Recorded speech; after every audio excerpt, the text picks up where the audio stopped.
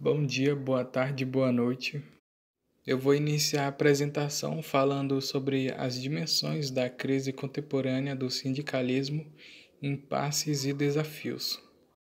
Bom, o sindicalismo ele começou com as ideias de Marx. Marx tinha uma visão de fazer o proletariado ter um antagonismo à burguesia. O sindicalismo servia exatamente para o proletariado meio que desafiar a burguesia.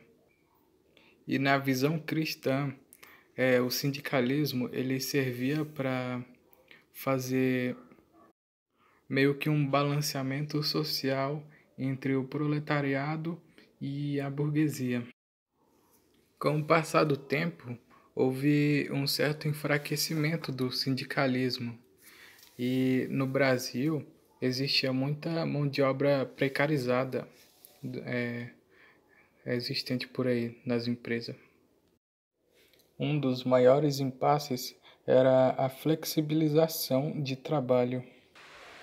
Um dos pontos da flexibilização do trabalho é que para o recrutamento ficou muito mais fácil, já que o trabalhador tinha um baixo custo. E essa flexibilização do trabalho ela fazia a mão de obra muito precarizada, com o salário bem baixo, já que o trabalhador ele não tinha uma formação muito boa. E ele também deixava sem expectativa de futuro na formação do profissional. Outro ponto de impasse que podemos citar também é a descentralização desorganizada. Com o passar dos anos e principalmente após a crise de 2008, que deixou consequências, exigiu dos agentes econômicos tomada de decisões baseadas em ideias neoliberais. Essas medidas eram justificadas pela necessidade de ajustar os salários com a produtividade no âmbito das empresas. O resultado foi de decadência das convenções de cobertura aos trabalhadores, diminuição de sua vigência, dificuldade de renegociação e, consequentemente, fortalecimento das posições patronais perante a organização do trabalho e fixação das condições salarial. Esse processo chamou-se de descentralização desorganizada. Oi, eu sou o Denilson e eu vou continuar a apresentação do Luiz sobre as dimensões da crise contemporânea do sindicalismo, impasses e desafios. O livro aponta algumas tendências da crise sindical. A primeira dela é a crescente individualização da relação de trabalho, deslocando do eixo nacional para os ramos de atividade econômica e destes para o universo micro, para o local de trabalho, para dentro da empresa, cada vez mais individualizada. Um exemplo citado lá é um sindicato da Toyota. E aí tem segunda questão, é desregulamentação e flexibilização sem limite do mercado de trabalho. E terceiro, o esgotamento dos modelos sindicais vigentes, reflexo do desemprego estrutural, que vem a gerar burocratização dos sindicatos tradicionais, perdendo a capacidade de atuação para além do capital. Aí depois vem a quinta questão, que é a forte propaganda contra a esquerda, o sindicalismo combativo e movimentos de inspiração socialista. O livro também aponta alguns desafios do movimento sindical. Ele faz isso em forma de perguntas. A primeira, como organizar sindicalmente os desorganizados, os trabalhadores precarizados. Como romper corporativismo rumo a um sindicalismo classista. O terceiro, como romper com a lógica do sindicalismo de empresa, que personaliza e individualiza a relação capital e trabalho. Quarto, como estrutura sindicalismo horizontalizado que incrementa o conjunto da classe que vive do trabalho, inclusive os contingentes de assalariados quanto ao sem trabalho. 5. Como romper com a burocracia e aproximar dos movimentos sociais. E a última é: o sindicato pode empreender a emancipação da classe ou fazer somente lutas econômicas? Agora a Cecília e o Ronaldo vão continuar a apresentação falando um pouco sobre o sindicalismo brasileiro, sobre o que é dito nesse livro sobre o sindicalismo brasileiro. Bom, agora vamos entrar no novo capítulo, cujo tema é Mundo do Trabalho e Sindicatos na Era da Reestruturação Produtiva. Impasses e desafios do novo sindicalismo brasileiro. Primeiramente, para termos uma noção do que se trata o capítulo, a gente precisa saber o que foi o mundo do trabalho. O mundo do trabalho ocorreu quando o meio de produção, o meio de trabalho das pessoas deixou de ser algo manufaturado e humano para ser uma coisa em produção em massa e desumanizada. Foi chamada de desumanizada pois uma pessoa não era mais um sapateiro ou um chapeleiro, ela era apenas um operário da fábrica de chapéus ou de sapatos. Bom, com esse novo estilo de trabalho, foi necessária a criação de sindicatos, que tinham o papel de defender os interesses da classe trabalhadora conjuntos a outras classes. Porém, isso foi algo bem subjetivo e meio que enviesado, porque esse sindicato era formado na maioria das vezes por homens de classe média, e o que não representava grande parte da população trabalhadora. A maioria da população trabalhadora era composta por mulheres ou crianças de baixa renda, que muitas vezes tinham salários minimamente absurdos e que trabalhavam a partir de 16 horas por dia, recebendo uma renda que não daria para comprar nenhum produto que elas mesmas estavam produzindo. Bom, como havia uma ausência de uma direção correta, as direções dos sindicatos, que era totalmente diferente da realidade, ocorreu os sindicatos que foram chamados de sindicatos de classe, que nada mais é do que um sindicato que não verdadeiramente trabalhava para as pessoas trabalhadoras, mas sim para as classes que ela representava. Para dar um pouco de dimensão do material da crise do sindicalismo brasileiro,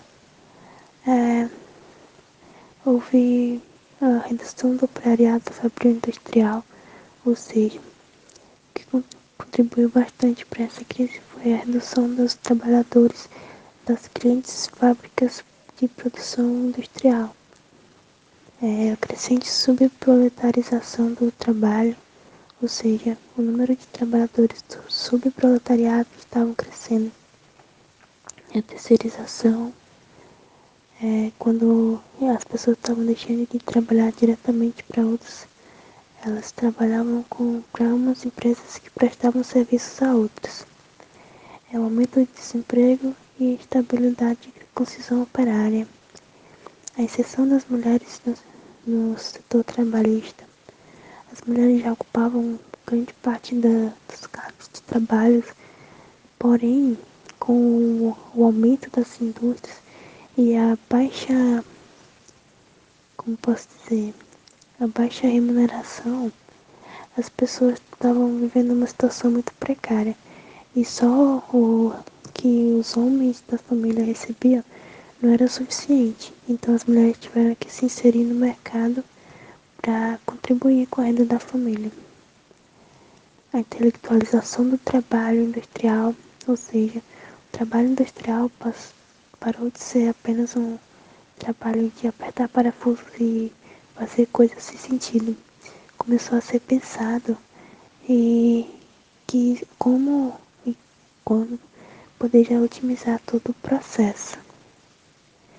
E desqualificação de outros, como na indústria de mineração. Essa desqualificação ocorreu pelas pessoas que não se qualificavam para trabalhar nas grandes fábricas, ou seja, elas permaneciam no modelo de produção antigo, que não poderia competir com os grandes produtores, como ocorria na indústria da mineração. As pessoas, para ser minerador, elas não precisariam de muitos estudos, então elas meio que ficaram à mercê, apenas dependendo da força. O sindicalismo brasileiro continuou enfrentando muitas crises, e isso até muito tempo depois, até hoje em dia, na verdade, mas isso se acentuou principalmente quando começou as grandes greves das indústrias, onde trabalhadores paralisavam a produção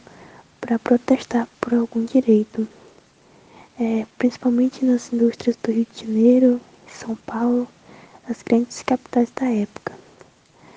E a partir disso surgiram o que a gente conhece hoje como os direitos.